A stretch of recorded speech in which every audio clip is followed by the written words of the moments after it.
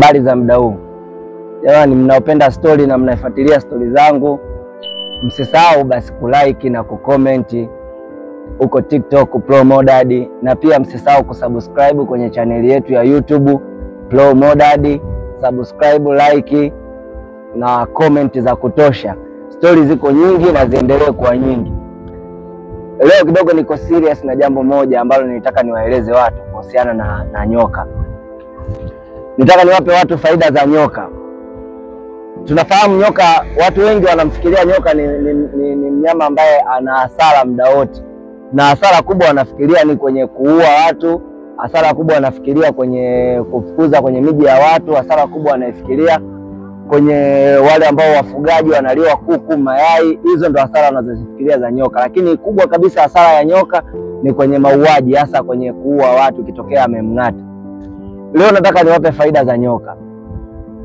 Faida ya kwanza ya nyoka ambayo nataka niwape, nyoka ni mdudu ambaye ana thamani sana kwenye maisha yetu ya kawaida.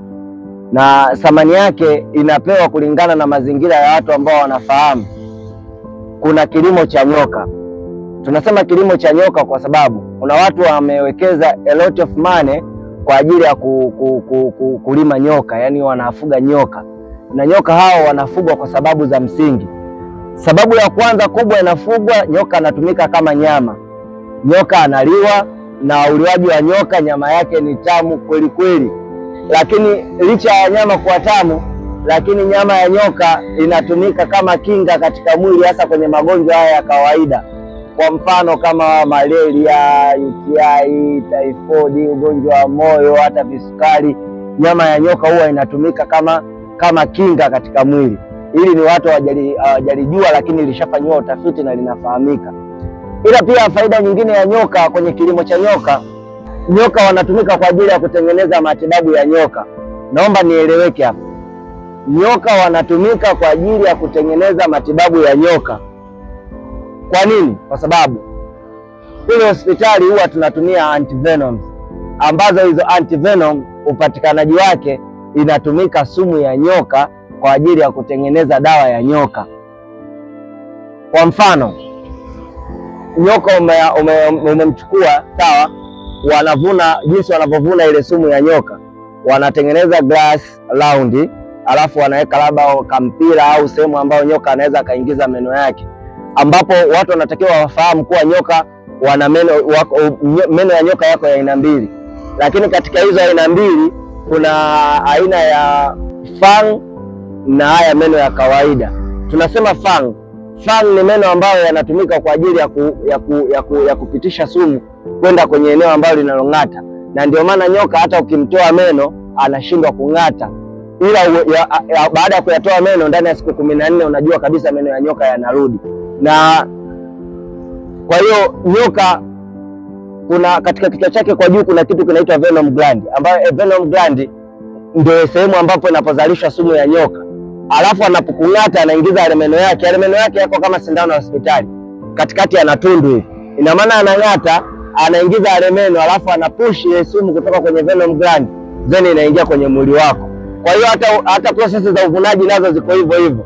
Unapomkamata nyoka unamng'atisha kwenye eneo ambalo unajua unaingiza sumu, pale yeye anajua ameng'ata, anapush sumu, inaingia, inavunwa. Na hapo ndo tunapata venom, ambayo ile venom ndo tunaenda kutengenezea antivenom.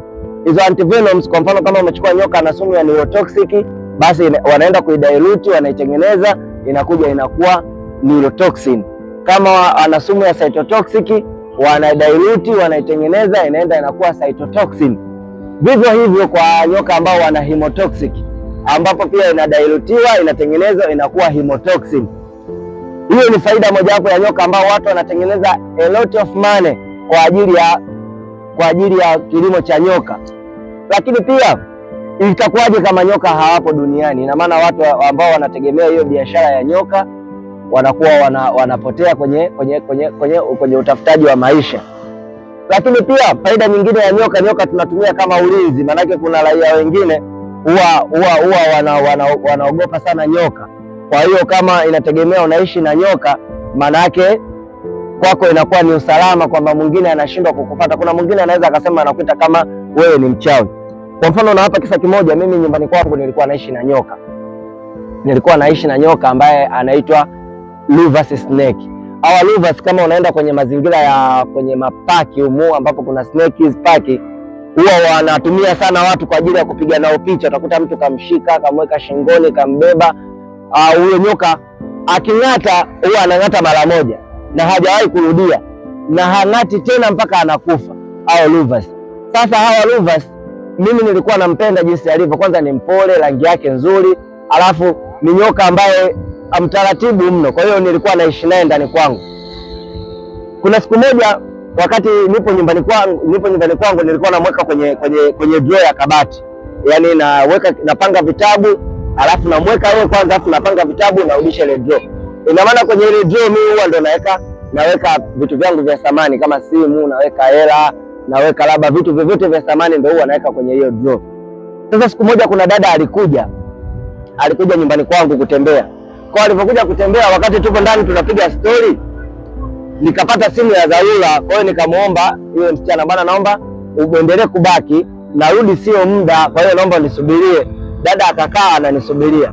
Sasa dada kukaa ananisubiria, mimi nimeenda huko kwenye resolution nilizopigiwa simu, nilitumia muda kidogo. Sasa yule dada inaonekana alitaka kufanya wizi ndani.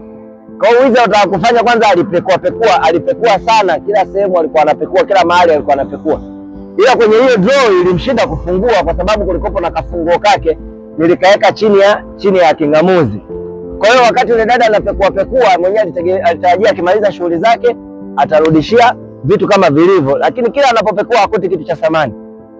Akati ananyanyua kingamuzi akakutana na hiyo funguo ya drawer. Kwa hiyo akachukua ile funguo ya drawer akafungua. Akaingiza mkono, lengo lake anafanyaje? Ana search, anataka kujua kuna nini na nini. Akaja akakuta kuna simu, akaitoa. Akaingiza mkono akakuta kuna hela, kulikuwa kama na 1,500 hivi. Kwa akatoa kwanza shilingi 10,000. Kwa hiyo wakati anaingiza tena mkono, manake yule nyoka alichokizoea, mimi nikiwa nataka kumtoa naingiza mkono tu kwenye drawer, yeye anapanda hapa na mtoa. Kwa hiyo akawa nyoka anahisi labda ni mimi ambaye anaingiza mkono ili nimtoe. Kwa hiyo wakati yule dada anaingiza mkono, yule nyoka bwana akawa anapanda. Alafu na yeye ndo tayari keshaingiza mkono. Alipigwa na mstuko yule dada, akageuka kinyume akaanguka chini, akafikia kwenye meza.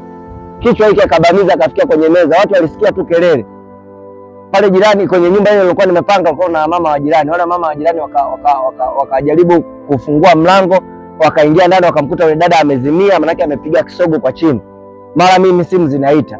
Wewe huko ndani umemwacha mtu ameanguka ghafla. Sasa ile kuanguka ghafla mimi nilikuwa sielewi kuna nini. Ikabidi niwasha pikipiki kule nilipotoka niwahi. Nafika pale namkuta yule dada yuko chini, ndo anapata fahamu ya kuzinduka. Walikuwa wamempepea sana, wanamwangalia yuko wampeleke kwenye matibabu. Mara akawa amepata fahamu, anaamka. Analia kama mtoto mdogo. Ili kuaje? Anasema bwana, nimeingiza mkono huko kwenye drawer yako, nimekutana na nyoka. Mimi sasa kaanza kucheka. Nikamwambia huyu nyoka angati wala hana madhara yoyote, mimi ndo naishi naye. Wale watu walikuwa pale mtaani wakajengea picha kichwani mwao kwamba mimi ni mchawi nafuga nyoka ndani. Na hiyo ndio imani za watu wengi, na watu sisi tunaishi kulingana na imani. Yaani nyoka tunaishi nao kulingana na imani. Kwamba anaishi na nyoka ni mchawi. Hapana. Nyoka kwanza ni kivutio. Kama mimi napenda nyoka kukaa nao ndani, naona kama kwangu ni kivutio. Kwa hiyo nyoka tunatumia kama ulinzi kwenye maisha yetu ya kawaida.